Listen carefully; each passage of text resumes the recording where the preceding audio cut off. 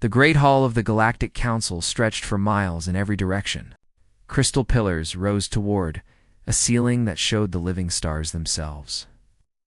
And representatives from 47 species filled the floating platforms that circled the central speaking floor. This was Axiom Prime, the heart of galactic civilization, where the oldest and most powerful races decided the fate of younger worlds. Ambassador Elena Vasquez stood alone on the speaking platform. Her formal uniform pressed and perfect, her dark hair pulled back in the traditional style of Earth diplomats. She was 53 years old, had spent 30 years building relationships across the galaxy, and today represented the hope of 12 billion. Humans scattered across 100 colony worlds. 300 years had passed since humanity first reached beyond their solar system and discovered they were not alone. Those early years had been difficult. Humans were considered primitive, aggressive, and dangerously emotional by galactic standards. But they had worked hard to prove themselves. They traded fairly. They kept their promises. They helped other species when disaster struck. Slowly, painfully, humanity had earned a place among the stars. Now Alina was here to take the next step. She was asking the Council to grant humanity tiered status, which would give them voting rights, territorial protections, and recognition as a legitimate galactic civilization. It was not a small request. Only 12 species in galactic history had ever achieved this rank. High Arbiter Kethvorin watched her from his elevated throne, with eyes like polished obsidian. He was the leader of the Kethver, an insectoid species that had ruled the Council for 11,000 years. His body was covered in plates of natural armor that shimmered with colors humans could not name, and his 4 arms moved in constant subtle patterns that conveyed meaning to his own kind but remained mysterious to others. Alina finished her presentation with quiet dignity. She had laid out humanity's achievements, their contributions to galactic society, their commitment to peace and cooperation. She had answered every question with patience and precision. Now she waited for judgment. The silence stretched for a long moment. Representatives whispered to each other in languages that filled the air like music and thunder. Alina kept her expression neutral, though her heart beat faster with each passing second. Finally, Kethvorin rose from his throne. His voice resonated through the chamber, translated instantly into every language present. "The Council has heard humanity's request," he said. His tone carried the weight of absolute authority. "We have reviewed your species history, your genetic profile, your technological development, and your social structures. After careful consideration, the Council has reached a decision." Alina held her breath. Denied. The word fell like a stone into water. Alina felt it strike her chest, but she did not let her face change. She had prepared for this possibility. She would accept the decision with grace and try again in the future. "Humanity lacks the genetic stability required for advancement," Kethvorin continued. "Your species is prone to emotional instability, irrational behavior, and internal conflict. These traits make you unsuitable for the responsibilities of Tier 2 status. You may submit another application in 500 standard years." 500 years. 20 human generations. Alina understood what the Arbiter was really saying. He was saying never. She bowed her head in the formal gesture of acceptance. "The Council's wisdom is noted," she said, keeping her voice steady. "Humanity will continue to prove itself worthy of consideration." As she turned to leave, she noticed something strange. Kethvorin's head tilted slightly toward the platform where the Velthari delegation sat. The Velthari were ancient rivals of humanity, a reptilian species that had opposed human advancement at every opportunity. Their dominarch, a massive creature named Sekathon, returned the Arbiter's glance with a subtle movement of his own. Alina filed the observation away in her memory. It probably meant nothing. Politics among elder species was full of such silent communications. She departed the council chamber with her head held high, walking the long crystal corridor toward the human diplomatic vessel. Her staff met her with worried faces, but she reassured them with a tired smile. They had expected this outcome. They would continue their work and prove the council wrong, 1 century at a time. What Alina did not see was what happened after she left, in a private chamber hidden deep beneath the council floor. Kethvorin met with Sekathon and representatives from 6 other elder species. No translators were present. No records were kept. The room was shielded against every known form of surveillance. "The humans grow too quickly," Sekathon said, his voice a low rumble. "Their population has tripled in 2 centuries. Their technology advances faster than any species we have encountered. If we allow them to reach Tier 2 status, they will not stop there." Kethvorin clicked his mandibles in agreement. "They are dangerous precisely because they do not understand their own potential. They believe themselves peaceful, but their history shows otherwise. Their homeworld nearly destroyed itself multiple times before they reached the stars." A representative from the Crystalline Collective spoke, their voice like wind chimes. "What do you propose?" "Direct military action would violate the founding accords." "Nothing so crude," Sekathon replied. "The Velthari hegemony has been developing certain biological solutions for situations that require delicacy. A carefully designed pathogen released through their colonial network could reduce the human population to manageable levels. It would appear natural. A tragedy, certainly, but these things happen to unstable species." The room was silent for a moment. "And if they trace it back to us?" Another representative asked. Kethvorin made a sound that might have been laughter. "They will not. And even if they suspect, what can they do? They have no allies, no military strength, no political power. They will bring their evidence to the council, and the council will dismiss it as paranoid delusion. It will be further proof of their genetic instability." One by one, the representatives signaled their agreement. The decision was made without a vote, without ceremony, without any record that it had ever happened. 6 months later, on a small human mining colony at the edge of explored space, a worker named James Morrison woke up feeling tired. His bones ached. His vision seemed slightly blurred. He assumed he was coming down with a cold and went to work anyway. Within a week, he was dead. Within a month, his entire colony had followed him. And the disease had already spread to 3 other worlds. The ashfall had begun. On Axiom Prime, the Galactic Council received reports of the outbreak with expressions of appropriate concern. They offered condolences. They promised to investigate, and in the private chambers beneath the council floor, Kethvorin and his conspirators watched the death. Toll rise and congratulated themselves on solving a problem before it could truly begin. They did not know that. They had just made the worst mistake in galactic history. Dr. Marcus Chen had not slept in 4 days. His eyes burned from staring at microscopic images, and his hands trembled from too much caffeine and too little food. Around him, his laboratory on Titan hummed with desperate activity. As his team searched for answers that seemed to slip further away with each passing hour, the plague they called ashfall was unlike anything humanity had ever encountered. It attacked human cells with terrifying precision, breaking down tissue in ways that should have been impossible. Victims aged decades in weeks. Their bones became brittle as old paper. Their minds fragmented like shattered glass. And nothing the doctors tried could slow it down. Marcus pulled up the latest death toll on his screen and felt his stomach turn. 47 million. The number had been 12 million just 3 days ago. The disease was spreading faster than their ships could travel, jumping from colony to colony through routes they could not trace. His assistant, a young woman named Sarah, approached his desk with a data tablet in her shaking hands. "Dr. Chen, I found something, but I don't understand what it means." Marcus took the tablet and studied the genetic sequence she had highlighted. At first, it looked like random noise in the pathogen's code, but as he examined it more closely, a pattern emerged. A specific arrangement of base pairs that repeated throughout the virus's structure. His blood went cold. "Get me everything we have on Velthari biological research," he said quietly.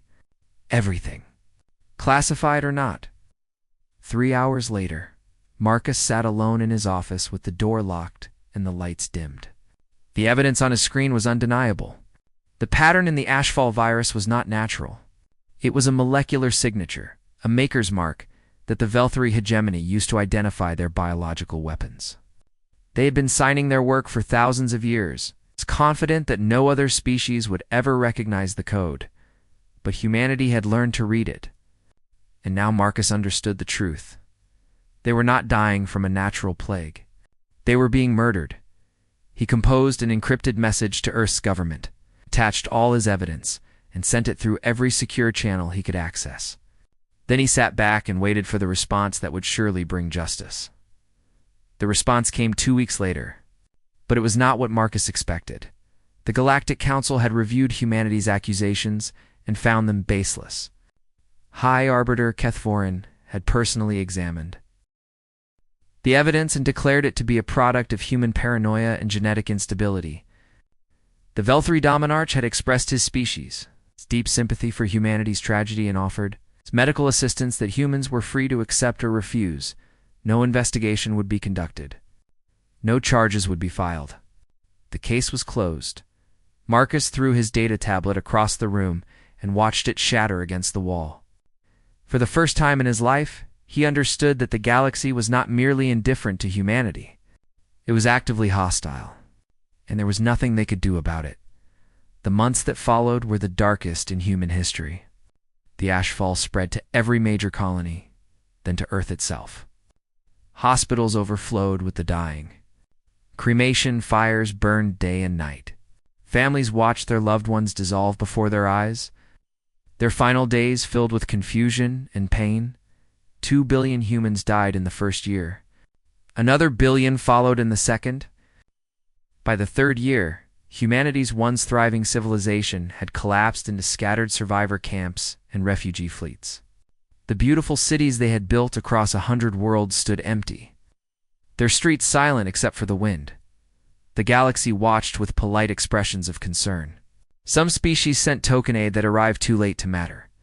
Others simply looked away, uncomfortable with the reminder that extinction could come for anyone. The Velthri Dominarch gave a speech about the importance of genetic stability and the tragic fate of species that could not adapt. On Earth, in a bunker beneath the ruins of Geneva, the remnants of human leadership gathered for what they believed would be the last time. President Maria Santos addressed the assembly with hollow eyes and a voice that barely rose above a whisper. "We have tried everything," she said. "We have begged for help. We have presented evidence. We have appealed to justice and mercy and simple decency. And the galaxy has shown us that none of these things exist for species like us." The room was silent. Many of those present had already lost their families. All of them knew that they would likely be dead within months. Then a woman at the back of the room stood up. She wore the uniform of the United Earth Navy. Her face carried the marks of someone who had stopped believing in hope long ago. Her name was Admiral Yuki Tanaka, and she commanded what remained of humanity's military fleet. "We have one more option," she said. President Santos looked at her with exhaustion. "What option is that, Admiral?" "We have no weapons that can threaten the Council. We have no allies who will stand with us. We have nothing. We have ourselves," Tanaka replied. "And we have ships. Not many, but enough. We have engineers and scientists who have learned more about alien technology in 50 years than most species learn in 1,000. And we have something the Council has never seen before." "What?" "A species with absolutely nothing left to lose." Oh. The silence stretched longer this time. Then slowly others began to rise. Military officers, scientists, engineers, ordinary citizens who had survived the plague and buried their families. They gathered around Admiral Tanaka like shadows drawn to a single flame. "They drew a line and told us to stay behind it," Tanaka continued. "They drew another and told us to accept our death. But we are still alive. And as long as we breathe, we choose what happens next." Within a week, the last functioning human shipyard was activated. Vessels that had been destined for scrapping were repaired and modified. Crews were assembled from survivors who had nothing left except their anger and their skills. President Santos gave Admiral Tanaka command of everything humanity had left. It was not much. 100 ships, maybe 50,000 people. But it was enough to begin. The fleet launched in silence, broadcasting no messages, flying no flags.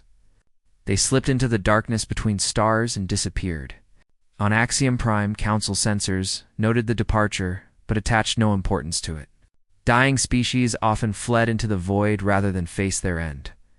For 3 years, the galaxy heard nothing from humanity. Most assumed they had simply finished dying. Their refugee fleet scattered and broken in some forgotten corner of space. They assumed wrong.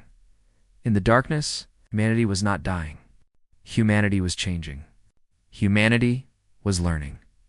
And when they finally emerged again, the galaxy would learn the true cost of underestimating a species that had been pushed beyond the edge of extinction.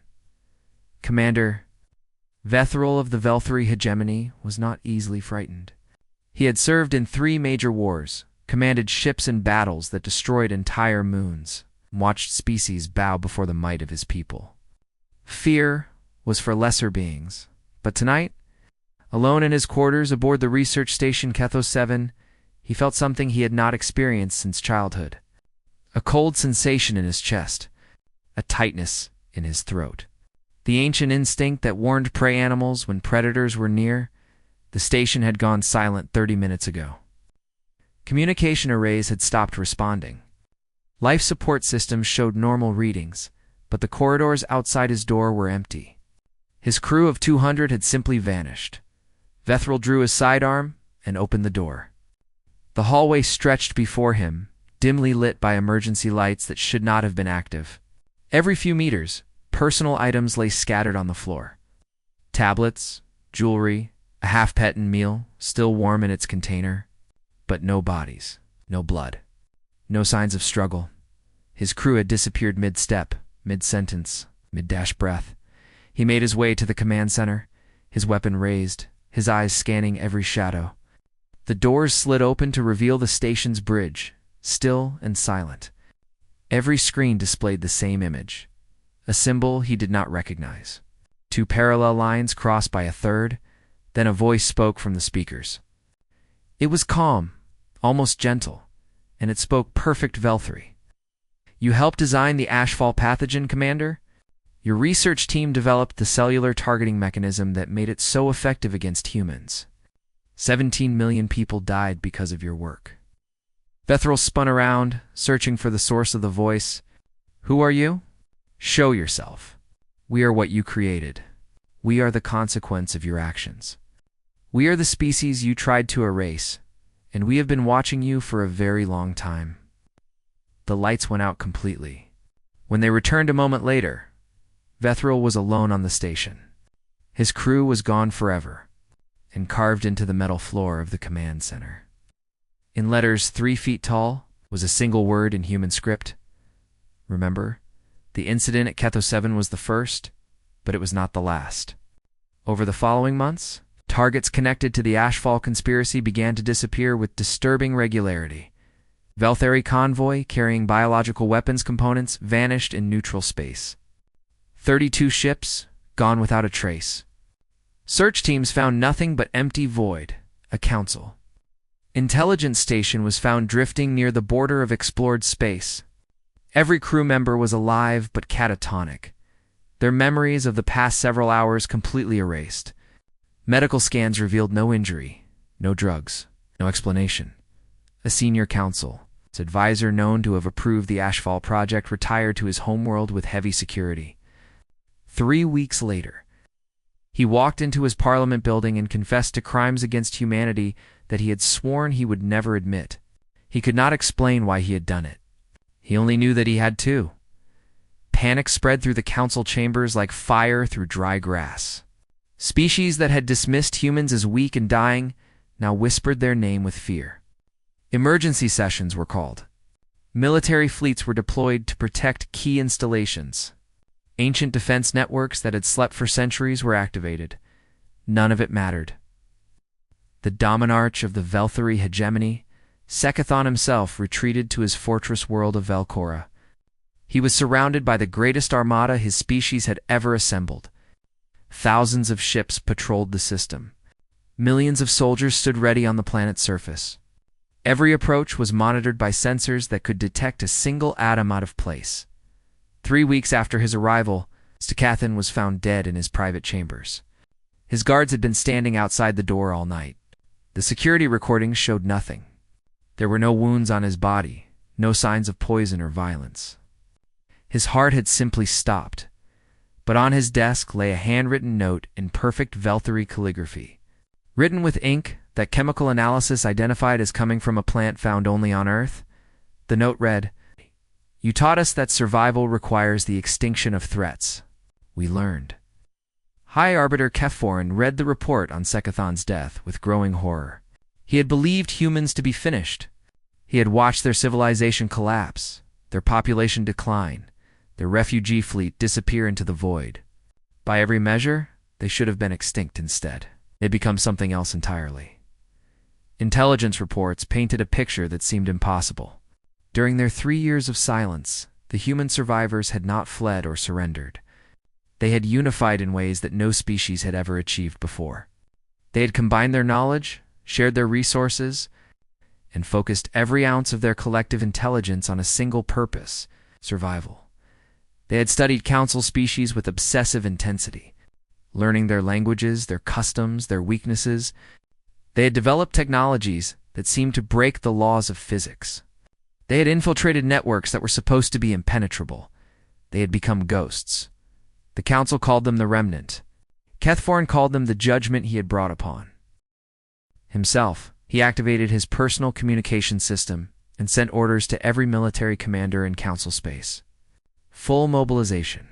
Every available ship, the largest fleet ever assembled in galactic history, would hunt down the human survivors and end them once and for all.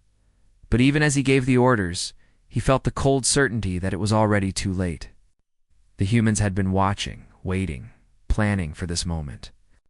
They had allowed the council to feel afraid first, to understand what it was like to be prey, and somewhere in the darkness between the stars, Admiral Yuki Tanaka stood on the bridge of her flagship and watched council forces begin to mobilize. Her face showed no emotion. Her eyes held no mercy. "They're gathering their forces," her tactical officer reported. "It looks like they're finally taking us seriously." Tanaka nodded slowly. "Good. It's time they understood what they created." She turned to her communications officer. "Open a channel to Axiom Prime. Maximum encryption. Route it through their council chamber itself." "Admiral, we've been hiding long enough. Now we make them an offer they should have accepted 3 years ago. And if they refuse," she paused, looking out at the stars that humans had once hoped to explore in peace, "then we show them what happens when you try to exterminate a species and fail." The emergency session of the Galactic Council was the first of its kind in 4,000 years. Representatives from every major species had abandoned their homeworlds to attend in person, filling the great hall of Axiom, Prime with attention so thick it seemed to press against the crystal walls. High Arbiter Kefforin stood at the center of the speaking floor, his natural armor dulled by stress and sleepless nights. Around him, species that had warred with each other for millennia sat together in shared terror. The Velthary delegation was notably smaller than usual, their confidence shattered by the death of their dominarch. Even the ancient crystalline collective, who had not attended a council session in 8 centuries, had sent representatives. They all came because of the same threat: the Remnant, the ghosts, the humans who had refused to die. "The situation is clear," Kefforin announced to the assembly. "We are under attack by a species we believe to be extinct. They have struck 47 targets across council space. They have eliminated key figures in our leadership.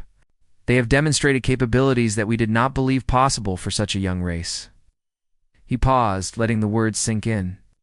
"But we must not allow fear to cloud our judgment. Humans number perhaps 50,000. We represent trillions.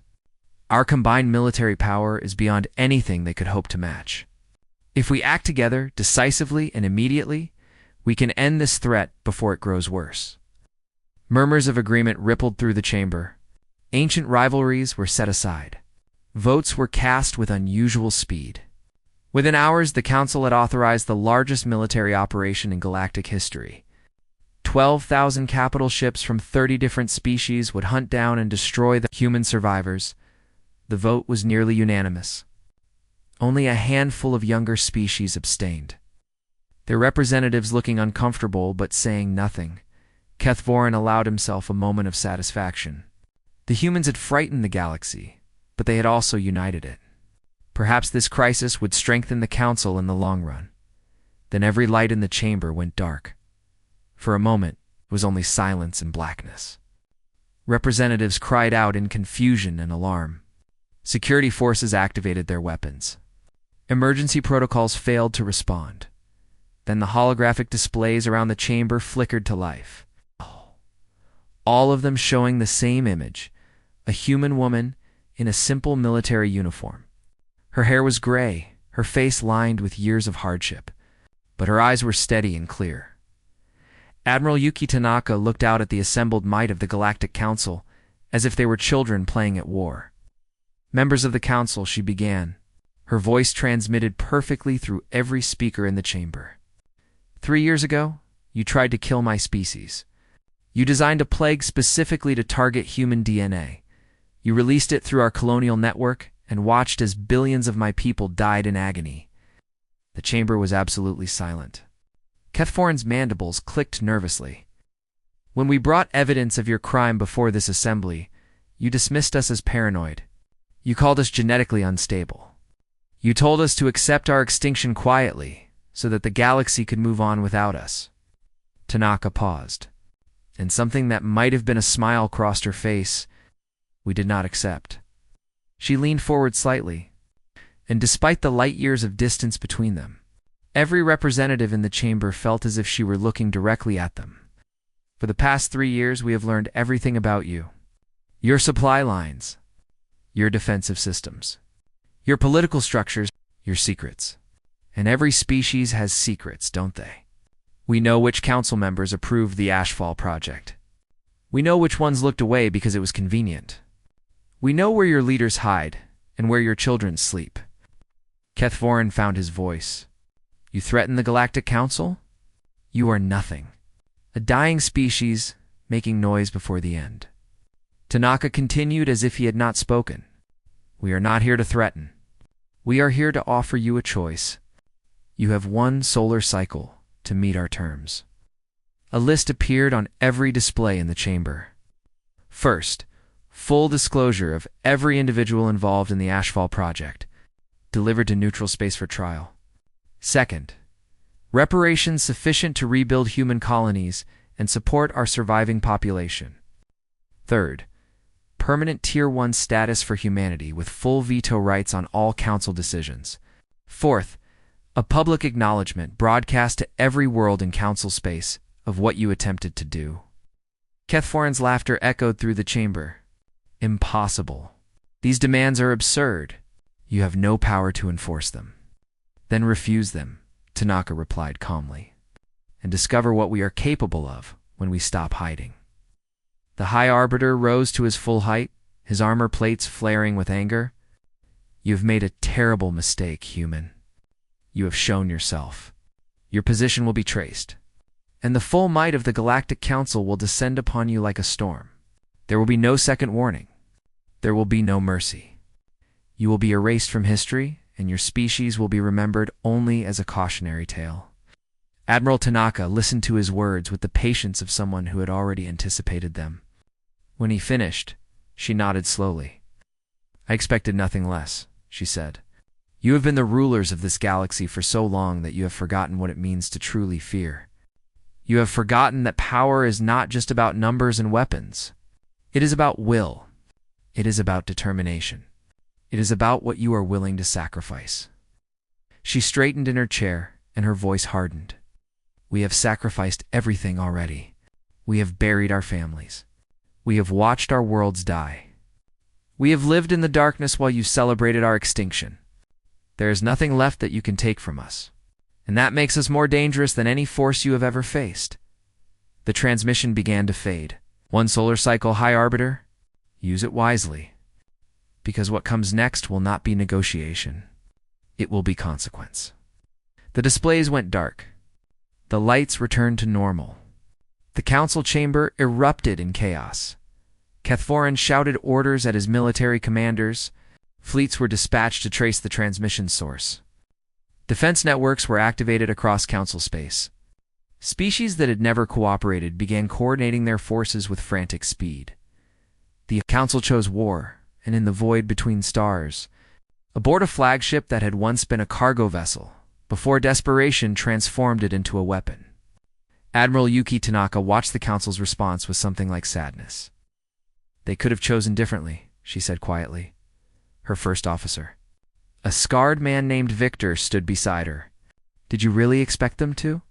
"No." Tanaka turned away from the screen. "But I wanted to give them the chance. What happens next will not be pleasant. For anyone." She began issuing orders. Across a dozen hidden positions, remnant forces received their instructions. Engineers activated systems that had been dormant for years. Operatives who had infiltrated Council worlds received coded messages and began their work. The Council believed they were hunting a defeated remnant. They believed their overwhelming numbers would ensure victory. They believed that what they were facing was simply the last gasp of a dying species. They were about to learn how wrong they were. The combined Council Armada was the largest military force ever. Assembled in galactic history, 12,000 capital ships, each one capable of destroying a planet, moved through space in perfect formation. Support vessels numbered in the hundreds of thousands. Crews from 30 different species served together. Under a unified command structure that had been created in just 72 hours, Fleet Admiral Kethvara, daughter of High Arbiter Kethvorin himself, commanded the operation from the bridge of the flagship Absolute Truth. She watched her tactical display with cold satisfaction as her forces converged on the last known remnant. "Coordinates. All ships report ready," Admiral, her tactical officer, announced. "We have complete coverage of the target zone. Nothing can escape." Kethvara clicked her mandibles in approval. "Excellent. Begin the sweep. Find them and destroy them. No survivors." The Armada spread out across 1,000 cubic light-years of space, scanning every asteroid, every nebula, every shadow where humans might hide. They searched for hours, then days. They found nothing. "Perhaps they fled," her advisor suggested. "They knew we were coming. They may have retreated to another region." Kethvara shook her head. "No, they wanted this confrontation. They challenged us specifically. They are here somewhere." She was right. But she had made the same mistake her father had made years ago. She had assumed that humans would fight the way other species fought. She had prepared for a battle. The humans had prepared for something else entirely. The first attack came not from space, but from information across Council space. Classified files began appearing on every public network simultaneously. Evidence of the Ashfall conspiracy, recordings of secret meetings, personal communications between Council leaders discussing the elimination of humanity. The documents were authentic, verified, and impossible to deny. Within hours, the carefully maintained unity of the Council began to crack. Species that had set aside their differences to fight humans remembered why they hated each other. Old enemies accused each other of collaboration. Old allies demanded explanations. On a dozen worlds, protests erupted as ordinary citizens learned what their leaders had done. "Ignore it," Kethvara ordered. "It's a distraction. Focus on finding the enemy." But the distractions were only beginning. The second attack targeted the infrastructure that held galactic civilization together. Human agents who had been embedded in critical systems for years activated dormant programs. Banking networks experienced cascading failures. Supply chains collapsed. Communication relays went offline or began transmitting false information. The Armada found itself cut off from resupply. It's unable to coordinate effectively, fighting blind and confused. "Is this possible?" Kethvara demanded. "How did they infiltrate our system so completely?" The answer was simple: desperation and time. While the galaxy had assumed humans were dying, they had been learning.